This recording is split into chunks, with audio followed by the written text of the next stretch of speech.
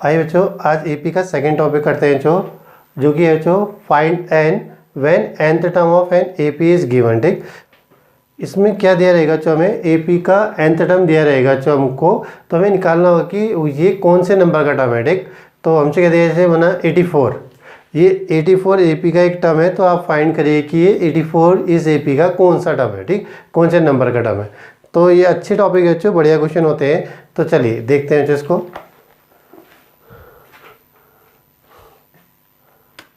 First question देखिए बच्चों, ये कह रहा है which term of the AP -1 3 7 11 dot is 95। ठीक, तो इस एपी का कौन सा टर्म 95 होगा बच्चों। ठीक, तो ठीक है बच्चों, पहले एपी लिखे बच्चों। तो गिवन एपी तो 1 3 7 11, ठीक, अप टू सो ऑन।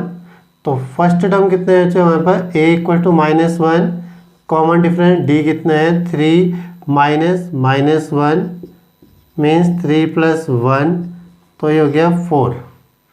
तो a -1 और d 4। तो हमें फाइंड करना है कि ये 95 कौन से नंबर का टर्म है इस एपी का। ठीक, तो हम मान लेते हैं जो let nth term of AP be 95। माना इस एपी का nth टर्म कितना है बच्चों, 95 है। तो देयरफॉर कितना हो जाएगा बच्चों, a n equal to 95। Formula क्या होता है बच्चों, a plus n -1 into d equal to 95। a और d की वैल्यू पुट कर दीजिए बच्चों, -1 प्लस n -1 d की जगह 4 इक्वल टू 95। अब देखिए इसके दो तरीके हैं ऐसे सॉल्व करने के। आप 4 को अंदर इंटू करिए, फिर सॉल्व करिए नंबर्स को, फिर जो नंबर बचेगा उसको राइट हैंड साइड में भेजिए, और जो 4 के आगे का नंबर होगा लास्ट में उसको डिवाइड में भेजिए। ठीक, एक दूसरा तरीका होता है कि आप क्या करें, इसको d को अंदर मल्टीप्लाई ना करें, बाकी नंबरों को सॉल्व करें पहले। ठीक, तो ये कितना हो जाएगा, n -1 इंटू 4 इक्वल टू 95 + 1। तो n -1 इंटू 4 इक्वल टू 96। तो 4 अपॉन में चले जाएगा बच्चों, तो n -1 इक्वल टू 96/4। तो n -1 इक्वल टू कितना, 4 2 जा 8 और 4 4 जा 16। तो हमारे पास है बच्चों कितना, n -1 इक्वल टू 24। तो 1 यहाँ चले जाएगा बच्चों राइट साइड में, तो n हो जाएगा बच्चों 24 + 1, तो n इक्वल टू 25। तो इसका मतलब क्या कि 95 क्या है जो आपका इस एपी का 25th टर्म है। तो hence 95 is 25th term of given AP. सही जोड़े। अब एक छोटी सी बात यहाँ पर ध्यान रखिएगा बच्चों, तो जो n होता है बच्चों वो ऑलवेज और नेचुरल नंबर होता है। ठीक, n हमेशा नेचुरल नंबर है, तो इसकी वैल्यू कभी भी आपकी क्या होती है, अपॉन में नहीं आ सकती, ना ही वो नेगेटिव आएगी। ठीक, तो इसको ध्यान रखिएगा कि n हमेशा क्या आना चाहिए, नेचुरल नंबर आना चाहिए। तो ये बढ़िया है बच्चों। देखिए आपको एपी गिवन दी रहेगी, इसमें सबसे पहला काम a और d निकालिए, ये हो गया आपके पास। फिर हम मान लेंगे बच्चों जो भी टर्म आपको दिया है वो एपी का nth टर्म है। ठीक, तो हमने मान लिया कि जो 95 आपको दिया गया था वो एपी का nth टर्म है, तो an इक्वल टू 95। अब यहाँ पर फॉर्मूला है बच्चों उसका nth टर्म का, तो हो गया a plus n -1 into d equal to 95। तो a और d तो आपके पास होगा पहले से गिवन में ही है, तो a और d की जगह हमने वैल्यू रख दी इक्वल टू 95। तो आप इस इक्वेशन को सॉल्व करोगे तो ऐसे हमें क्या मिल जाएगा, n, जो कि एक नेचुरल नंबर होगा। तो फिर हम लिख देंगे कि जो भी आपको टर्म दिया है तो वो कौन सा टर्म है उस एपी का। जैसे यहाँ पर 95 है, तो ये क्या था बच्चों, 25th term of given AP है। तो ये बढ़िया बच्चों।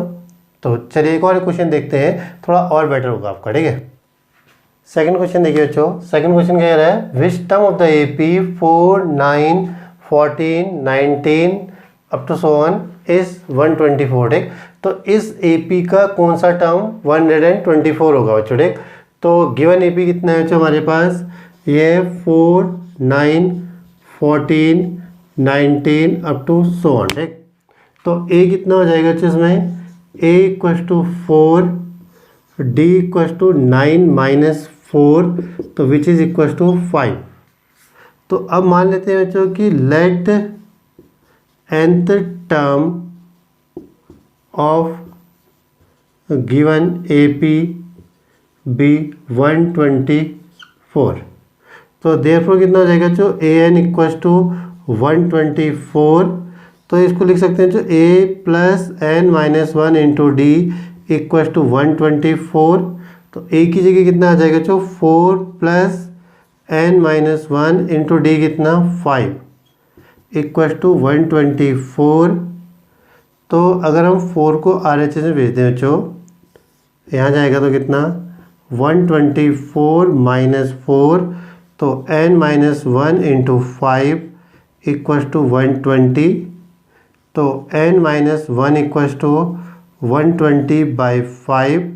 तो ये जाएगा n माइनस 1 इक्वल्स टू 5 2 जा 10, 5 4 जा 20। तो n इक्वल्स टू कितना हो जाएगा जो 24 प्लस 1, तो n इक्वल्स टू 25।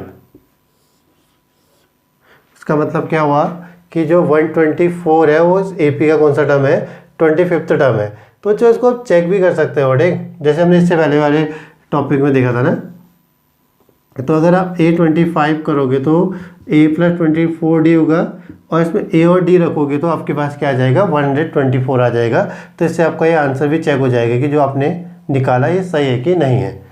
तो फाइनली आप आंसर लिख सकते हैं इसमें कितना, hence 124 is 25th term of given AP। तो ये AP का क्या है जो 25th टर्म है। देखिए जो ठीक, जो अभी हम क्वेश्चन कर रहे हैं बच्चों उसी को इस टाइप से पूछा जा सकता है। जैसे क्वेश्चन थर्ड में है, देखिए ठीक, ये कह रहा है how many terms are in the sequence 3 6 9 12 up to 111। ठीक, तो इस सीक्वेंस में कितने टर्म्स होंगे छोटे। तो असल में पूछा है कि जो 111 है ये इस सीक्वेंस का कौन से नंबर का टर्म है छोटे। तो जैसे इससे पहले कहते हैं सेम चीज़ ये भी पूछता है, लेकिन इसकी लैंग्वेज थोड़ी सी बदल गई है। ठीक, उसमें बोला था कि वो कौन से नंबर का टर्म है, और देखिए 111 का लास्ट टर्म है, तो जिस नंबर पे ये होगा उतने ही इस AP में टर्म होंगे।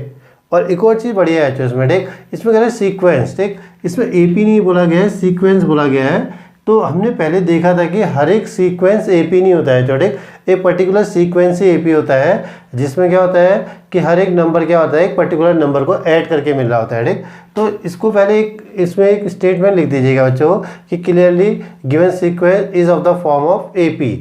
ठीक, जो हम पढ़ रहे हैं हम सिर्फ AP के क्वेश्चन ही सॉल्व कर सकते हैं। ठीक, तो मतलब अगर कोई और सीक्वेंस इसमें होगा तो हम उसको सॉल्व नहीं कर पाएंगे ठीक AP के थ्रू। तो जब भी आपको सीक्वेंस लिखा हुआ दिखे तो एक बार देख लीजिएगा कि डिफरेंस सेम है कि नहीं है। तो अगर वो सेम है तो वो AP होगा, मतलब तो जनरली इसमें होगा ही बच्चों। ठीक, अगर सीक्वेंस भी बोला है तब भी AP तो होगा ही, बट एक स्टेटमेंट लिख दीजिएगा जो कि ये सीक्वेंस AP है। ठीक है बच्चों, तो जो आपका गिवन AP है बच्चों कितने हैं अब, तो ये जाएगा 9 12 अप टू 111। ठीक, तो A कितना है बच्चों हमारे पास 3, कॉमन डिफरेंस हो जाएगा तो 6 माइनस 3 इक्वल्स टू 3। तो इसे लास्ट टर्म कहते हैं छोटे, last term L equals to कितना 111। ठीक, तो यहाँ पर एक और नोटेशन आ गया जो L से हम क्या डिनोट करते हैं, लास्ट टर्म को डिनोट करते हैं। तो देखिए AN माइनस 1 इंटू डी क्या है, ये nth टर्म का फॉर्मूला है, यानी कि कोई भी किसी भी टर्म में हम इसको अप्लाई कर सकते हैं। ठीक, तो लास्ट टर्म के लिए भी हम लिख सकते हैं तो इसको A plus n minus 1 into d equal to 111। ठीक, तो जो हमें यहाँ से n मिलेगा वो क्या होगा, लास्ट टर्म को बताएगा कि कौन से नंबर का टर्म हमारा लास्ट टर्म है। ठीक, तो A कितना बच्चों ये है 3 plus n minus 1 into 3 equal to 111। तो 3 को हम राइट हैंड साइड में भेज दें, n minus 1 into 3 equal to 111 minus 3, तो n minus 1 into 3 equal to 108। तो n माइनस 1 इक्वल टू बच्चों 108 बाई 3। तो ये होता है जो n माइनस 1 इक्वल टू 3 3 9, तो 3 6 18। तो n इक्वल टू कितना बच्चों 36 प्लस 1, तो ये हो जाएगा n इक्वल टू 37। तो हम बोल देंगे बच्चों hence there are 37 terms in AP, ठीक। तो वही सेम ही बच्चों, बट उसका पूछने का ढंग थोड़ा सा बदल गया बच्चों, ठीक। तो कितना, hence there are 37 terms in given AP। सही बच्चों, तो ये बढ़िया से बच्चों, ठीक। तो आइए बच्चों फोर्थ क्वेश्चन देखें। ये कह रहा है which term of the AP -40 -15 10 35 dot is 185, ठीक। तो इस AP का कौन सा टर्म 185 है। अब तो ये आपको भी आ गया होगा बच्चों, तो चलिए साथ में बनाएं। तो गिवन AP बच्चों, तो -40 -15 10 35, ठीक। तो A कितना है बच्चों, यह है -40, कॉमन डिफरेंस -15 -40, तो ये जाएगा -15 + 40 बच्चों, ठीक। यानी कि 5 और 2 25 बच्चों, ठीक। तो यहाँ पर थोड़ा सा ध्यान रखिएगा जो कॉमन डिफरेंस में ये माइनस, ये फॉर्मूले का माइनस और 40 का माइनस अपना था बच्चों, ठीक। तो माइनस प्लस, और देखिए AP बढ़ते हुए जा रही है बच्चों, ठीक है। इंक्रीजिंग AP है तो D पॉजिटिव होगा। तो अगर आप शुरू में देख लेंगे तो अगर यहाँ पर माइनस आएगा तो आप ऊपर जाकर दोबारा चेक कर सकते हैं, ठीक। तो हम मान लेते हैं बच्चों कितना, let nth term of AP be 185। तो देयरफॉर बच्चों कितना, an = 185। तो ये कितना हो जाएगा, a + n - 1 × d = 185। a बच्चों -40 + n - 1 × 25 = 185। तो 40 को राइट हैंड साइड में भेज दो बच्चों, तो जाएगा n - 1 × 25 = 185 + 40। तो n - 1 × 25, तो ये जाएगा 5 8 4 12, एक कैरी, तो 225, ठीक। तो n - 1 = कितना, 225 / 25। तो ये कटेगा तो बच्चों कितने जा कटेगा, 9 जा, ठीक। तो n - 1 = 9। तो 1 को राइट हैंड साइड में भेजते हैं तो 9 + 1 10। तो हम लिख सकते हैं बच्चों कितना, हैंस 185 is 10th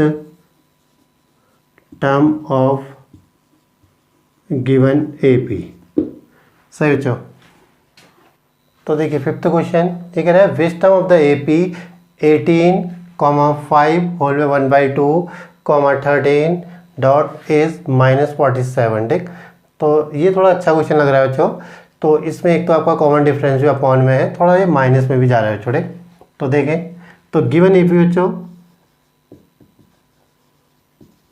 तो गिवन AP कितनी है, 18 15 1/2 13 अप टू सो ऑन, ठीक।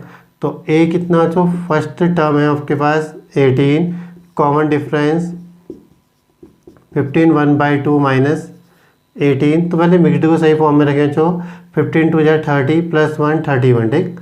31/2 - 18, ठीक। तो ये इससे मल्टीप्लाई होकर इससे ऐड हो जाता है, तो ठीक। 15 2 = 30 + 1 31। तो एलसीएम बच्चों कितना आ जाएगा, 2 31 - 36, तो ये जाता है बच्चों -5/2। तो ये बच्चों कॉमन डिफरेंस, ठीक। अब हमसे क्या बोला है बच्चों कि -47 कौन सा टर्म है। तो हम मान लेते हैं बच्चों, let nth term of given AP be -47, ठीक। तो देयरफॉर बच्चों कितना, an = -47। तो ये जाएगा a + n - 1 × d = -47। a कितना है बच्चों हमारे पास, 18 + n - 1 d -5/2 = -47। तो कभी भी जो माइनस हो मल्टीप्लाई में तो आप इसमें ब्रैकेट पक्का लगाइएगा, ठीक। नहीं तो कन्फ्यूजन होता है कई बार। तो 18 को हम राइट साइड में भेज दें जो, तो ये जाएगा n - 1 × -5/2 = -47 बच्चों -47 - 18। तो हो जाएगा n-1 इंटू -5/2 इक्वल्स टू 7 और 8 आपका 15 का 5 1 कैरी 4 5 6 ठीक। तो -65। अब देखिए इसे हम क्रॉस मल्टीप्लाई करते हैं यहाँ, तो हो जाएगा n-1 equals to -65 into 2 upon -5, minus से माइनस कट गया जो 5 13 जा, तो n-1 इक्वल्स टू 13 इंटू 2, तो n-1 इक्वल्स टू 26, तो n हो जाएगा जो 26 प्लस 1, तो n इक्वल्स टू 27। तो इसका मतलब -47 क्या है जो इस AP का 27th टर्म है। तो hence -47 is 27th term of given AP।